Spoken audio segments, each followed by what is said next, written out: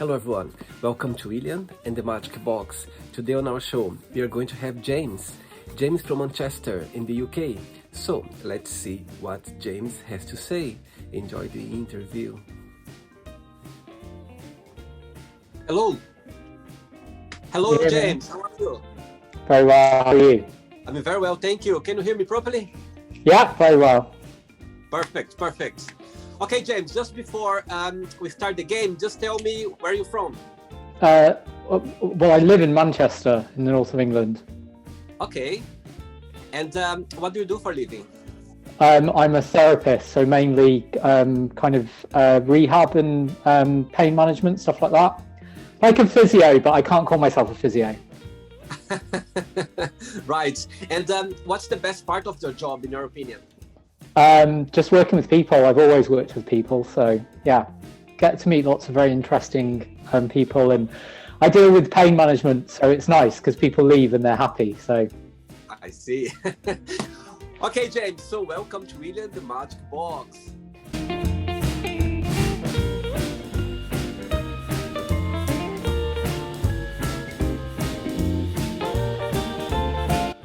This lovely box full of random fun questions. Okay, so what are we going to do now? I'm just gonna play a music just for us to get in the mood before the first question. Are you ready? yes. Let's do it. Hope you like the music.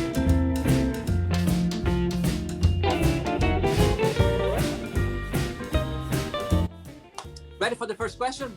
Yes. Let's do it. James, what's the most beautiful thing someone have ever said to you? Probably though. I used to live in London, and I worked in Ealing and Hammersmith College. And as I was leaving there, this guy said to me, I can't remember the exact words, but it was basically on the lines of, I never really liked you that much and I never agreed with you, but you always stood your ground and I really respected you for that. And I thought, you know what, for someone that, he didn't say he didn't like me, but yeah, he said, you get on my nerves quite a lot and I disagree with you, but you always stand your ground. And I thought that was quite a very nice thing for someone. Absolutely. Oh, wow, that's interesting. That's very good. And how long was that ago? It's been a while, or? Oh, yeah, you're going to give away my age now. I've been back in Manchester for 5 years, maybe, 4 or 5 years. So yeah, it was when I left there. Oh no, that was before I went to Australia, so it was about 6 years ago. Oh, wow. Traveling, yeah. Yes. All right, James, let's get another question for you. Let's do it.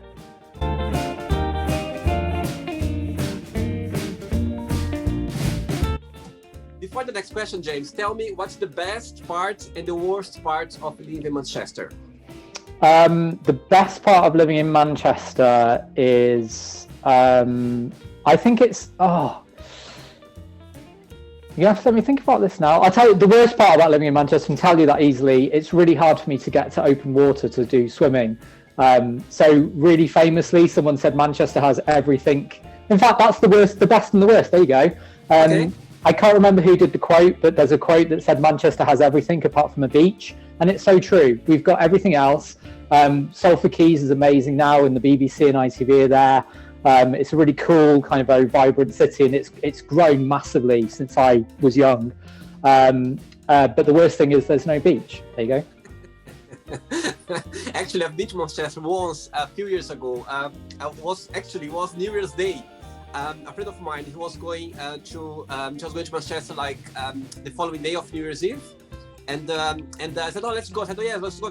We got the couch for the. It was like I don't know how many 6 hours. I don't remember how many hours. Yeah, you can get to Australia quicker.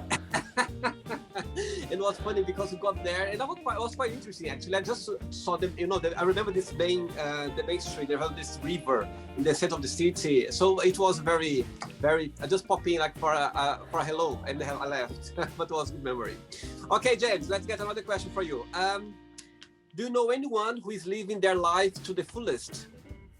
I hope everyone I do.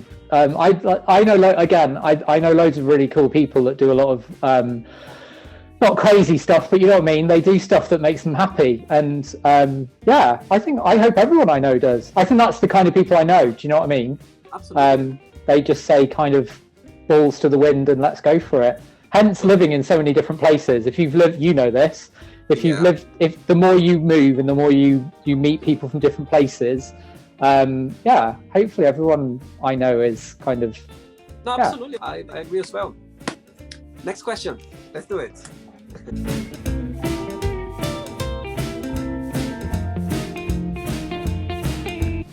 Okay, James. Next question is, what do you think people need to know about each other before they start a relationship? Ooh. I think the best thing to do is meet their parents and their best friends, and then you know everything. Interesting, very interesting. And right, let's get another question. Let's do James.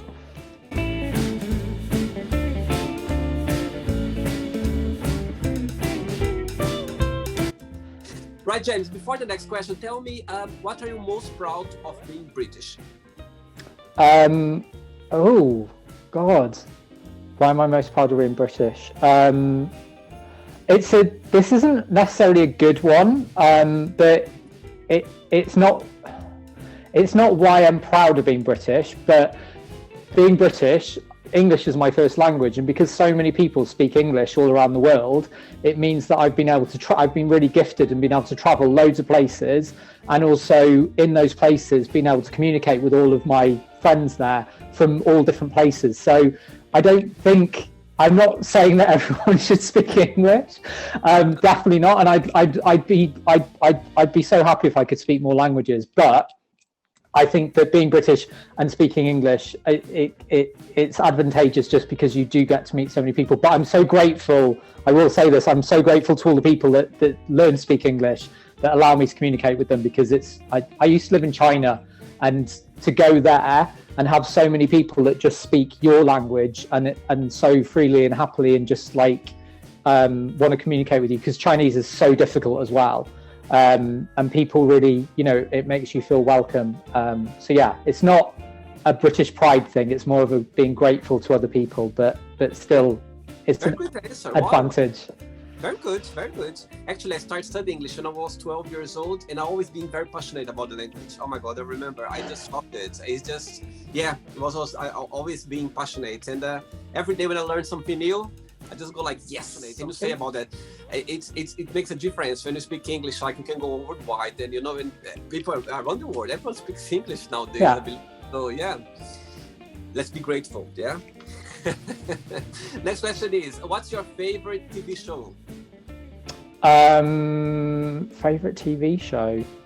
Do you know what? I'm going to pick Friends, because that during lockdown, like everyone was just, potentially going crazy. The news was just awful. There was nothing new coming out. I got outside a lot, but then I was at home and I was like, what can I watch? And I put Friends on, and I thought, do you know what? This is like good, honest, silly humor, and it's really cool and a bit retro now. So yeah, I'd say Friends. Great. Did you watch the whole series, the whole thing, or not? I've not watched it yet. I've not had that much time during lockdown, but I do remember years ago you could buy a suitcase with all of the tapes in them, yeah. And it like a massive suitcase of this thing. So obviously now with Netflix you just press a button, but yeah. You used to have this thing, and I really wanted it. Obviously glad I didn't get it now, because it would be in the bin by now, but oh, yeah. I watched it, Game of Thrones. I started watching but I didn't go like for the third series. Yeah. I'm not a big, I mean, I like series, but I'm not a big fan of following series. Like for some reason, I lose interest for some reason when I start watching series. I like it when they do like little fires everywhere, and the things based on a book where they've got more time to give you more than a movie, but it's like 10 episodes and then they're done. And I think those are brilliant. Yeah, but I must say, I love The Crown. I must say. Oh yeah. Oh my God. Yeah. So good. Like it's about you just learn so much, you know what I mean, like about the history. Oh my God, it's the best. I think the best series ever, like they made. My God, it's not very accurate though, but yeah, the last one is a bit trick, you know what I mean? History in very inverted commas, but then that's all history, isn't it? It's all subjective. Yeah, they're just fallen. Right, let's go for another one. Let's do it.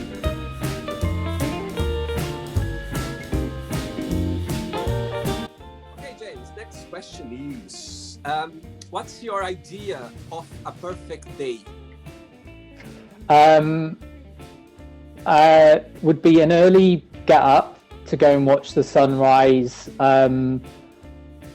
Over actually down Formby where we are now. I wouldn't go to Formby because I'd want to be near a clear ocean, but I'd want to watch the sunrise over some hills, which you can do in Formby, and then the sea's the opposite way, weirdly. So get up early in the morning, go to the beach, watch the sunrise over the sand dunes, have a swim, get out, nice hot drink, some cake, and then set up a little bonfire, make some food on the bonfire and talk to people, and then maybe like camp in the evening. So like set up a nice little, with the lights and everything, and just chill out, drink some cider. Great. I like the cider. I like the cider. Are you a fan of cider? Yeah, but I just like the one. There are two only that I like. It's the rocket. I don't know. I always get the name wrongly. It's quite sweet. The sweetest one. The first sweet. Yeah, I know the one. Yeah, there's only one as well, like Old Mouth or something like that. Old Mouth is it's a very sweet again. So the two of them, the only one I like. James, are you enjoying the show so far? Yes, I'm surprised even because I looked at the videos and I saw people were dancing and I was like, I can't do that. But the music's very good and yeah, it's good. You're very positive. Good, thank you very much. Let's go for another question. Let's do it.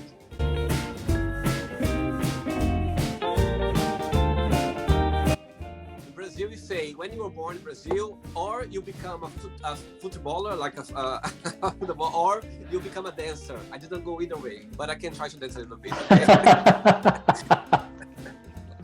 Right. Next question is, what does money mean to you? Not much, to be honest. I've given up too many opportunities to earn it, and yeah, it's just a little. A transactional thing, but yeah, it doesn't bother me. Never has. If you pursue it, it's pointless because it doesn't mean anything, does it? I think it's a need in a way. You know what I mean? It's a weird. I'd always rather trade with people and just like find real worth. I do because of the work that I do. There has to be a transaction for the work to work. And but that transaction can be anything. It doesn't have to. It's payment, but it could be like a bottle of ginger beer or a cake or something like that. Yeah. Because and it's about energy exchange and that kind of thing. So I'd rather that painting there actually, someone made for me in payment for a treatment, and it's wow. Most of the things that I love are things that I haven't even bought. I've got that as well. That was given to me. It's a key. Oh wow! So that means a lot more to me than like something from Tiffany's. Absolutely. Cool. Well, if anyone does want to send me anything from Tiffany's, feel free. I won't say no, but When people watch this interview in the future, they're gonna like, okay, let's send him some. Yeah. They're gonna start paying you your work now from Tiffany's now. You'll see. Oh, I'll always take cake. Always, I love cake. Let's go another one. Let's do it.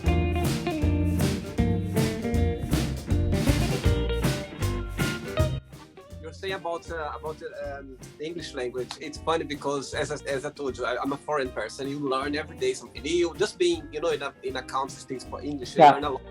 And I remember I went to Brazil a few years ago with two friends. In the very beginning when I arrived in London, was not long ago here, and so I went on holidays in Brazil. It was two English friends, and one day we were decide to go to one beach or another beach. Yeah, and what happened? So.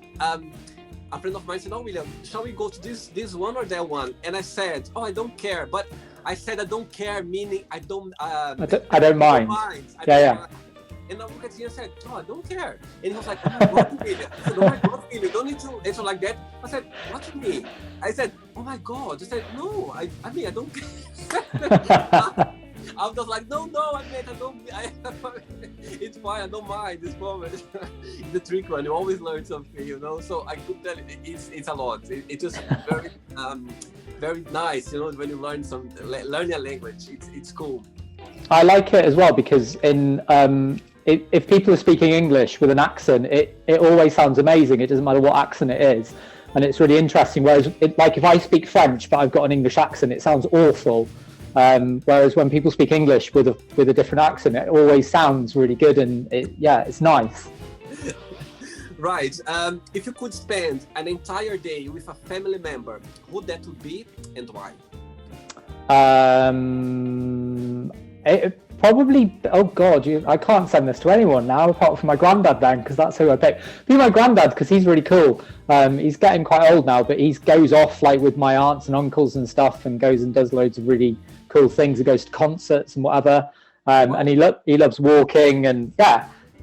So yeah, it would be my granddad because he's like lives on his own and he likes to get out and about. So obviously, taking him out would be cool. But obviously, COVID can't go anywhere near that kind of thing at the moment. But yeah, granddad definitely.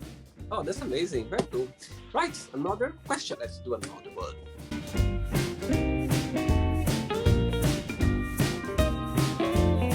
I'm gonna like the other time during the night now. Remember this track in your head. Right. How describe a perfect friendship? Perfect friendship. How do I describe it? The person that you can just call like after 20 years and just have that nice conversation with. So yeah, it's just those people that no expectations. They don't bitch and moan at you. Don't judge you. Just get on with stuff. And yeah, you know a good friend because a friend that's the person that you can text out the blue and you're like, hey, how are you? Or the person that you run into quite a lot as well, I find. But yeah, no judgment, just chilled and helpful. Absolutely, I believe as well. A perfect friendship is the one that I believe that we don't choose friends. You know, it happens naturally. You know, it's a connection that's naturally happened there. You know, you can make friends like colleagues and everybody. But when it's a friendship, it comes naturally, happen naturally, and it's connection there. Yeah. James, I have 3 questions left for you. Let's do it.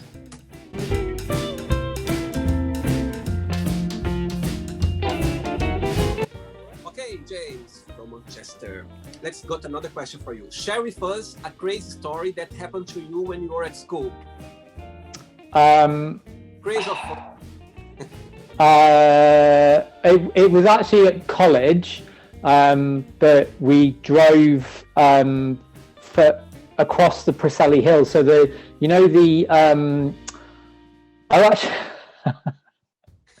so you know the Stonehenge.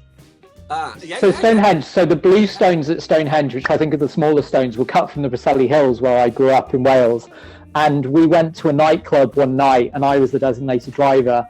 And so we drove to the nightclub, and before we even got in there, so it was nothing to do with us, the nightclub got busted. And it was actually, so it was, do you know what, like a caravan park?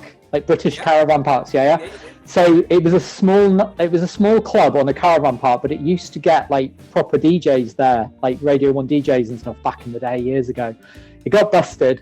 So my friend randomly said that he had keys for a hotel up in, I think it was Broadhaven, which is about half an hour away. So we all got into cars and drove to this abandoned hotel, and spent the night just playing, like playing pool. And it was like, not a haunted hotel, but it was that kind of feel, of having this weird, party and very odd experience of, playing around in this random hotel that no one really knows how we got in there or why we were there. But yeah, that was the weirdest night I think I've ever had, actually. Ooh. Right. So that's Wales. 2 questions left. Let's do it, James.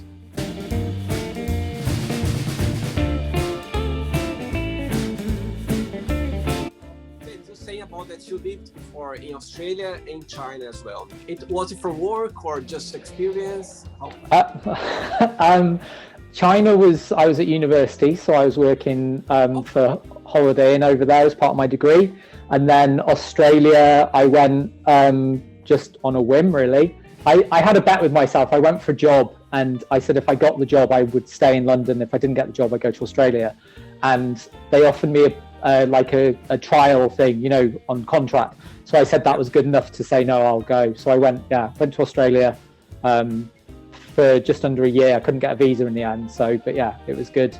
So work and just adventure. And I lived in Florence as well for a summer, which was cool. And that's it, I think. Yeah, in London, obviously. Right, and what's the about China? What's the when you talk about China, what's the best memory you have from there?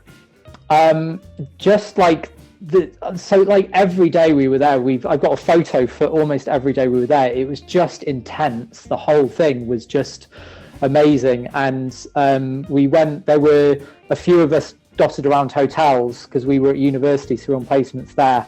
And my birthday, actually, we had this huge table because we met like people from like everywhere and people with the most diverse, amazing backgrounds. And we all kind of came together on my birthday. So we had this huge long table, you know, a banquet table in this restaurant. And we had like food all over the table and everyone was diving in and, you know, like this big family thing, and then ended up dancing on the tables at the end of it. And then at the end of the night, I got into the cab to go home. And then as we were driving, these people were like, "I'm really sorry, but who are you?" And I was like, "Oh, sorry, I don't know who you are either." And basically I'd got into this cab with these people because they were such big tables, right. And we'd all assumed that we knew each other and we didn't. And I'd got into the cab with some completely random strangers who I didn't know. And then fortunately they let me out. So you have these good memories of people around you over there. Yeah, the people make everything, don't they? Do you know what I mean? You can go to a place that everyone thinks is the worst place in the world, and if you meet the right people, it just makes it amazing. Okay. So yeah. Next question is, what does love mean to you?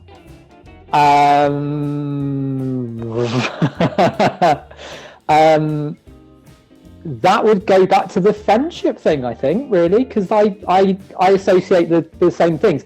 I had one of the courses I went on, have you ever done muscle testing, where they test your strength for something?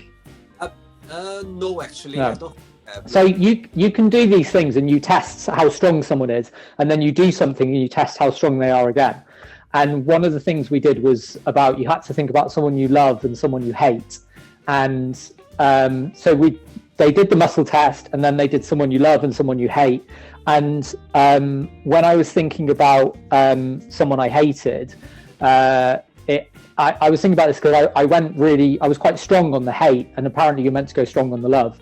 And it just turned out that actually the person I hated, I didn't hate at all. I just felt sorry for them. And it took me about 3 months to realize this. So I think love to me is not, I was talking about this the other day, it's not about being in love. So it's not about infatuation or anything like that. It is just that thing that I think everyone should have for like everything. Do you know what I mean? Like animals, plants, people you do know, people you don't know. So yeah, if love is anything, it would be like a universal thing that ties us together. There you go.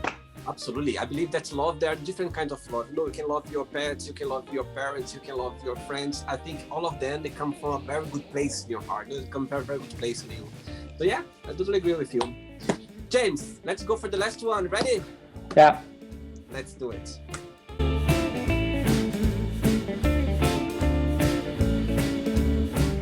Okay, last question. Right, James, would you rather be invisible or be able to fly? And what would you do? Can I not do both? No. Be able to fly then, and then I'd go to like as many places as I possibly can. Yeah, definitely. I'd just go everywhere. I think being visible, to be honest, I think we can be visible if you want to, if you know what I mean. Yeah. Sometimes you can be visible if you want to, but fly is something that is not. I used to always have dreams when I was younger that I'd be going down a steep hill and then I'd start kind of floating. But I don't know if you believe it, but I don't know, somebody told me that was, I have sometimes actually, last night I dreamt that I was going the lift to a house, and for some reason it was going too high and I couldn't stop the lift, and it was going like the sky, not the sky, the clouds. I was like, oh my God, I had this moment, but somebody told me once when I was a child or a teenager that when you dream that you are falling or flying or something, it means that you are growing. Yeah. Oh, okay, cool. Yeah. Yeah, somebody that's right, kind of, you're going like that's somebody that told me that once. James, it's not the end yet, okay? Let's play now the quick thinking game, okay? I'm going to give you these words and you just tell me one word that comes to your mind, okay? Connect with this word. Let's start with family. Friends. Love. Hate. Sorry. Okay, not a problem. Somebody said that to us actually. Right? Somebody said the same. Money. Wealth. But yeah. Sex. Fun. Okay. Life. Happy. Politics. Boring. Okay. Religion. Controversial. Fear. No. Friendship. Love. Desire. Cake. Which one is your favorite? It would have to be like a Victoria sponge because I don't eat gluten. So I try not to eat eggs and stuff. So trying to make a light Victoria sponge. Yeah, a really light, fluffy.